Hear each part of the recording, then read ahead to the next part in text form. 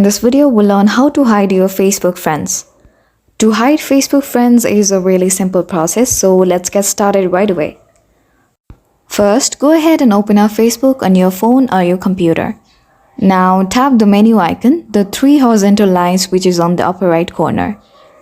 Tap on Settings and Privacy. Tap Settings.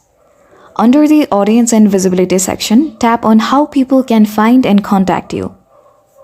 Now tap on Who can see your friends list. You'll see a few options and can click See More for a full list of options. Now select the preferable option from the list. Now if you don't want anyone else to see your friend list other than you, then go ahead and tap Only Me.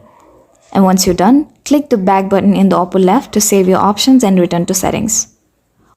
While this will hide your friends list, there are a few ways people can still uncover a few of your friends. When people visit your profile, they may see friends you have in common. Plus, if your friends have public friends list, you'll be visible there. But other than that, your friends list is now completely hidden from strangers. We hope you liked this video and find this video helpful. Please make sure to hit the like button and subscribe us for more helpful tutorials.